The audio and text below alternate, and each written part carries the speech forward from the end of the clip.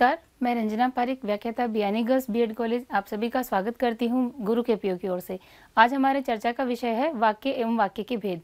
वाक्य वह होता है जिसमें अपने वक्ता के कथन को कहने की संपूर्ण क्षमता हो, अर्थात एक विचार को पूर्णतया प्रकट करने वाले शब्द समूह को वाक्य कहते हैं। पंडित कामता प्रसाद गुरु के अनुसार, पंडित कामता प्रसाद गुरु ने यह कहा है कि किसी भी शब्द समूह ऐसा हो जिसमें वक्ता जो कहना चाहता है, कोई भी बात को जो प्रकट करना चाहता है, उसके अर्थ को संपूर्णतया प्रकट करने के वाले शब्द समूह को हम वाक्य कहते हैं। उदाहरण के तौर पर हम देखते हैं संवाद के रूप में, जैसे पूछा जाता है तुम घर कब आओगे, तो प्रत्युत्तर में कहा गया है कल, अर्थात इसमें कल एक शब्द का वाक्य हो गया जिसमें पूरे भाव को प्रकट करने की संपूर्ण क्षमता है। प्रत्युत्तर में वापस फिर से प्रश्न किया जाता है और तुम, तो यह दो शब्दों का एक छोटा सा वाक्य हो गया। फिर से उत्तर मिलता है परसों। इसी प्रकार से आगे का प्रश्न हम देखते हैं और मोहन कब गया, तो इसमें प्रत्युत्तर में एक वाक्य के एक शब्द के रूप में यहाँ पर उत्तर मिलता है आज। इस प्रकार सार्थक शब्दों का वह समूह जिसमें वक्ता के कथन को संपूर्णतया व्यक्त करने की क्षमता हो, उसे हम वाक्य कहते हैं। वाक्यों में चाहे वह एक शब्द का हो चाहे वह अनेक शब्दों का मेल हो, उसमें वक्ता का जो कथन है उसको कहने की संपूर्ण क्षमता होनी चाहिए। पदों का मेल, वाक्य में जो शब्द आते हैं उनको हम पद कहते हैं। वाक्य में जब पदों का मेल व्याकरण के नियमों के अनुसार होता है तभी वाक्य प्रभावी बनता है, अर्थात उसमें वक्ता के कथन को कहने का संपूर्ण सामर्थ्य आ पाता है। वाक्य में हिंदी में वाक्य का जो नियम है, पदों का जो क्रम है वो इस प्रकार से है: कर्ता, कर्म और क्रिया। कर्ता, इसमें इस वाक्य में कर्ता प्रथम वाक्य में मोहन है, मोहन ने राम को बुलाया। मोहन यहाँ पर कर्ता हो जाता है, कर्म उसका राम को और क्रिया उसकी है बुलवाना। इसमें इस वाक्य में अगर हम मोहन का यानी कर्म का, कर्ता का स्थान यहाँ पर कर्म के स्थान पर ले आते हैं तो वाक्य का संपूर्ण अर्थ बदल जाता है। इस प्रकार पद क्रम का वाक्य में बहुत महत्वपूर्ण कार्य होता है। वाक्य के दो तत्व होते हैं, पहला होता है वाक्य का उद्देश्य और दूसरा होता है उसका विधेय। उद्देश्य यानी किसी भी कार्य को करने का कारण। जब वाक्य किसी प्रयोजन के साथ कहा जाता है, उसका कोई अर्थ होता है, तब इसमें उद्देश्य यहाँ पर ये होगा जिस भी वस्तु के विषय में कुछ कहा जाता है उसको हम उद्देश्य कहते हैं। यहाँ पर हम एक वाक्य देखते हैं, आत्मा अमर है। इस वाक्य में आत्मा के विषय में कुछ कहा जा रहा है। क्या कहा जा रहा है यहाँ पर कि आत्मा अमर है। अमर होने का अर्थ है आत्मा के बारे में यह विधान किया जा रहा है, यह बात बताई जा रही है कि आत्मा अमर है। तो इस प्रकार यह वाक्य बन गया आत्मा अमर है। यह वाक्य को, ये शब्दों का मेल है जो इस कथन को कहने में संपूर्ण रूप से अर्थ को प्रकट करने में संपूर्ण रूप से प्रभावी हो रहा है। दूसरा वाक्य है घोड़ा दौड़ा। घोड़े के विषय में यहाँ वाक्य को कहने का प्रयोजन है घोड़ा। घोड़े के विषय में कहा जा रहा है, विधेय यह किया जा रहा है कि वह दौड़ा, तो वाक्य हमारा बन गया घोड़ा दौड़ा। तीसरा वाक्य हम देखते हैं पृथ्वी गोल है। इस वाक्य में पृथ्वी के विषय में कहा जा रहा है कि पृथ्वी की आकृति के विषय में बताया जा रहा है कि पृथ्वी गोल है। इस प्रकार ये वाक्य संपूर्ण वाक्य बन जाता है पृथ्वी गोल है। वाक्य के भेद के बारे में जब हम चर्चा करते हैं तो वाक्य का भेद हम रचना के आधार पर करते हैं, अर्थात वाक्य को बनाने में जो तत्व काम आते हैं उनके आधार पर, उनका जो प्रयोग किया जाता है उनके आधार पर हम वाक्य के भेद करते हैं।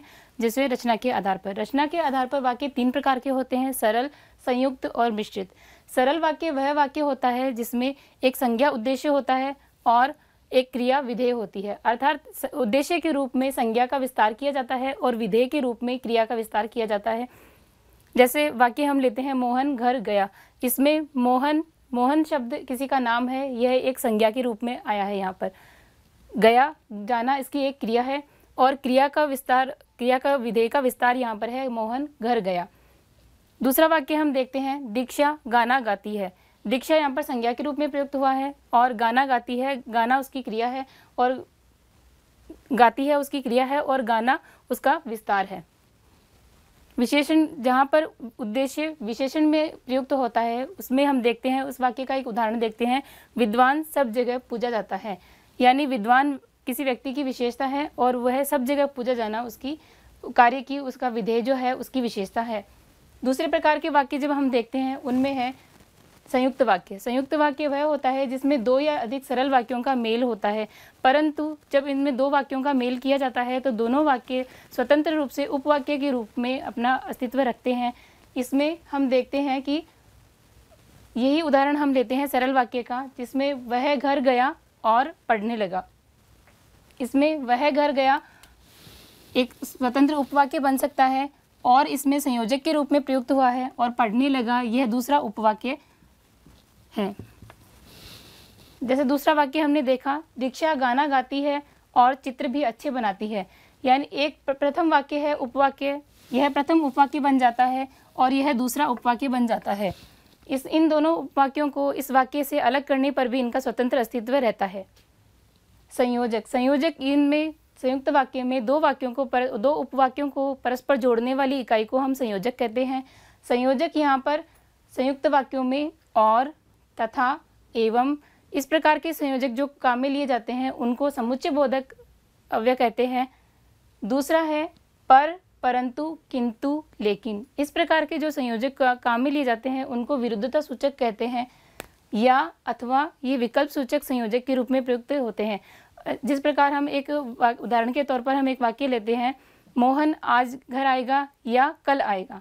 इसमें दो उपवाक्य हैं, मोहन आज घर आएगा, मोहन कल आएगा। इन दोनों को हमने विकल्प दे दिया है कि मोहन आज घर आएगा या कल आएगा। परिणाम सूचक संयोजक के रूप में हम अतः इसलिए इस शब्दों का प्रयोग करते हैं। परिणाम सूचक विकल्प के रूप में जब हम देखते हैं संयोजक के रूप में, तो हम एक उदाहरण लेते हैं, अमित ने मेहनत नहीं की अतः वह फेल हो गया। यहाँ पर प्रथम उपवाक्य का स्वतंत्र अस्तित्व हो सकता है, अमित ने मेहनत नहीं की। दूसरा उपवाक्य हमारा है वह फेल हो गया। अब इसको हमने एक संयोजक अतः से जोड़ दिया। इस अतः शब्द को हम परिणाम सूचक संयोजक कहते हैं। तीसरा प्रकार जब हमारा आता है तो हम मिश्रित वाक्य का भेद लेते हैं। दो या दो से अधिक वाक्यों का ऐसा मेल जिसमें दोनों उपवाक्य परस्पर आश्रित होते हैं, अर्थात एक प्रधान उपवाक्य होता है और दूसरा आश्रित उपवाक्य। प्रधान उपवाक्य हमेशा आश्रित उपवाक्य के अर्थ को प्रकट करता है। यहाँ एक वाक्य हमने देखा, मैंने एक व्यक्ति देखा, यह एक प्रधान उपवाक्य है।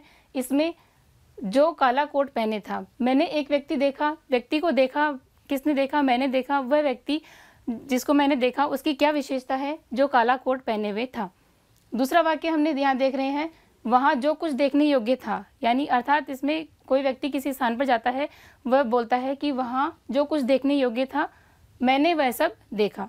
इसमें वहाँ जो कुछ देखने योग्य था यह एक प्रधान उपवाक्य हो जाता है और आश्रित उपवाक्य है मैंने वह सब देखा। तीसरा वाक्य हम उदाहरण के तौर पर देखते हैं, आभा ने कहा मुझे दवाई की ज़रूरत नहीं है। आभा ने कहा यह एक प्रधान उपवाक्य है, इसके बाद में वह कुछ भी कह सकती है। इसका अर्थ है कि आभा ने कहा यह एक प्रधान वाक्य हो गया, और आश्रित है या आभा के कहने पर उसका जो कथन है वो क्या कहने वाली है, उस संदर्भ में यह मुझे दवाई की ज़रूरत नहीं है, यह उसका आश्रित उपवाक्य हो जाता है। इस प्रकार मिश्रित वाक्यों में एक प्रधान उपवाक्य होता है और दूसरा आश्रित उपवाक्य होता है। रचना के आधार पर वाक्य के 3 भेद पाए जाते हैं, सरल, संयुक्त और मिश्रित। अगर आपको हमारा ये वीडियो पसंद आया हो तो हमारे वीडियो को लाइक कीजिए, शेयर कीजिए और गुरु KPH चैनल को सब्सक्राइब करना ना भूलें।